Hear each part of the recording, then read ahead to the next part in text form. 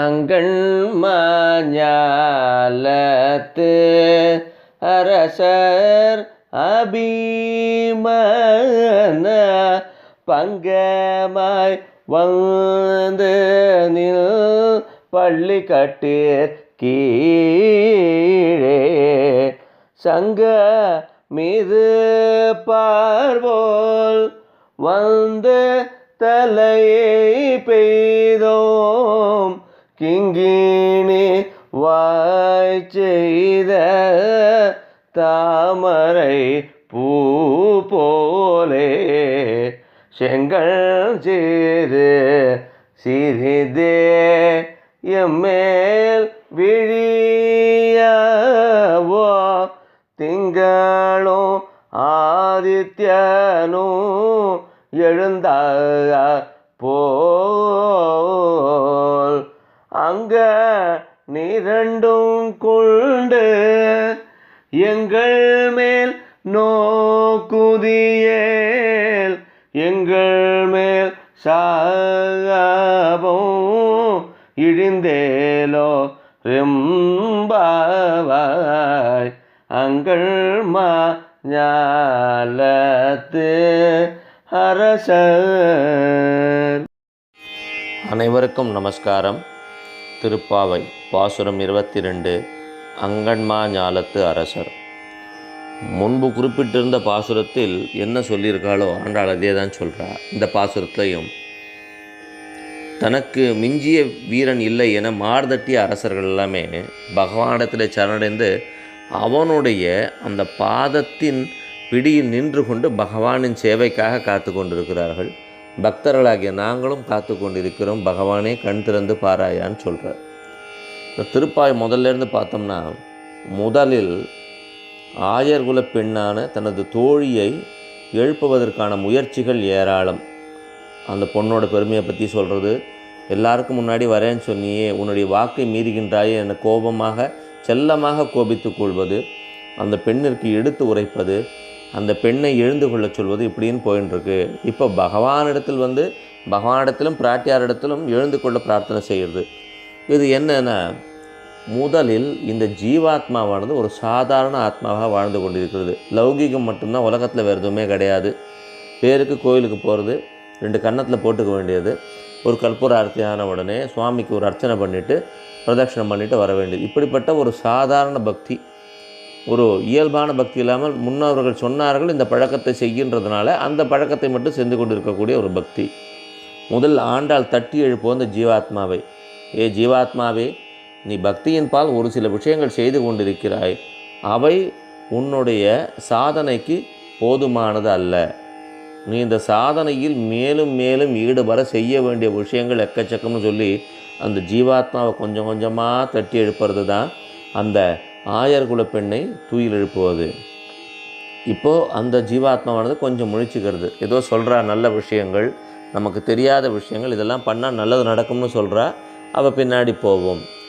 ஆண்டாள் பின்னாடி செல்வது என்பது திருப்பாவையை நாம் அனுசந்திப்பது, ஆண்டாளின் கூற்றினை கேட்பது, லயிப்பது, ஆனந்திப்பது, அதை சொல்வது.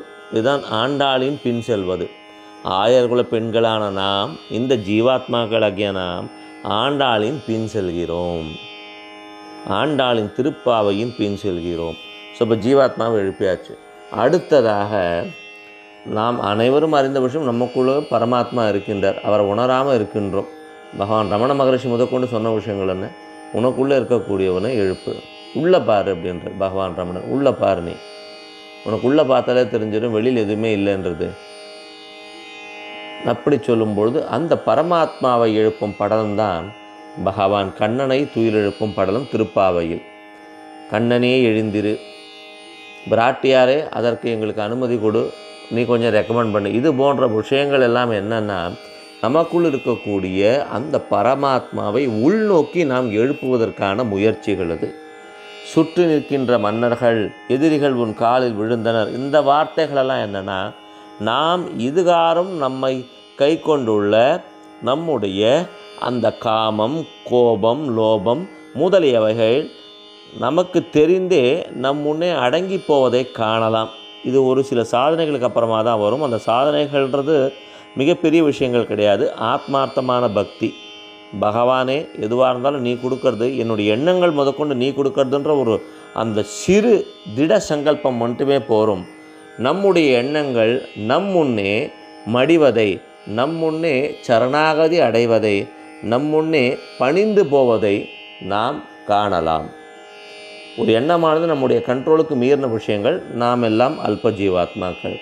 அப்படிப்பட்ட எண்ணங்கள் ஒரு திரு சன்னதியின் முன் முதல்ல கொஞ்ச நேரம் உட்காந்து தியானம் பண்ணுறோம். அதுக்கப்புறம் அந்த தியானம் பண்ணக்கூடிய நேரமானது அதிகமாகி கொண்டே வருகின்றது. ஒரு குறிப்பிட்ட காலத்தில் தியானம் செய்வதற்கென்றே நாம் விழைகின்றோம். ஏனைய விஷயங்கள் நமக்கு பாரமாக தெரிகின்றது. அப்படிப்பட்ட ஒரு நிலை வரும் பொழுது நம்மை சுற்றி இருக்கக்கூடிய அந்த பராக்கிரமமிக்க அரசர்களானவர்கள் ஏதும் செய்வதறியாமல் நம்மை பார்த்து விழித்து கொண்டிருப்பது எப்படி என்றால், இதுகாரம் நம்மை ஆண்ட அந்த குணங்கள், அந்த ஜீவாத்மாக்கே உண்டான அந்த குணங்களானவை நம்மை எதுவும் பாதிப்பு ஏற்படுத்த செய்ய முடியாத அளவிற்கு எதிர்கொண்டு பார்த்துட்டுருக்கு. இனிமே வாக்கிட்டு நம்மளால் ஒன்றும் பண்ண முடியாது, நம்முடைய பிரயோகங்கள் இங்கு செல்லாது, அவள் போய் நிற்கிறது வேறு இடம், நம்மளும் அங்கே போய் நிற்போம்னு சொல்லிட்டு பகவானை எழுப்பும் முயற்சியில் இருக்கும் நம்மிடம் அவை சரணாகதி அடைகின்றன. ஸோ பகவானோட நாம சொல்லச்சு எப்படிப்பட்ட பேர் கிடைக்கிறது பார்த்தீங்களா? முதலில் நம்மை நாம் உணர்ந்து கொள்கிறோம். நம்முள் இருக்கக்கூடிய தீய குணங்கள் நம்மிடம் பணிவதை உணர்ந்து கொள்கிறோம். நம்முள் இருக்கும் பகவானே உணர்ந்து கொள்கிறோம். அந்த பகவானை உணர்ந்துட்டோம்னா அப்புறம் என்ன ஆகுது? பகவான் நாம் சொல்வதை கேட்கின்றான். முன்னாடி இருக்கிற பாசுரத்தில் பார்த்தோம், அடியார் என்ன சொல்கிறாரோ அதை பகவான் கேட்கின்றான். யோசிக்கிறதுலாம் எத்தனையோ பேரை அடித்து உதச்சி பெரிய ஆளானாலுமே ஒரு ஒரு ஒரு வஸ்தாதானவன் தன்னுடைய குழந்தை இடத்துல எப்படி ஒரு அடிமையாக மாறுகின்றானோ, அதுபோல் இந்த உலகையே ஆட்டி படைக்கக்கூடியவன் இந்த பக்தியின் பால் கட்டுண்டு நம்மிடத்திலே நாம் கூறுபவற்றை கேட்டு நடப்பதற்கு சித்தமாக இருக்கின்றான். இதை செய்யறதுக்கு ஒன்றுமே பண்ண வேண்டாம். ஆண்டாளின் பின் செல்வோம், திருப்பாவையை அனுசந்திப்போம். நன்றி மற்றும் வணக்கங்களுடன் கூரம் திருவாழி சுந்தரம், முகுந்த ராமானுஜதாசன்.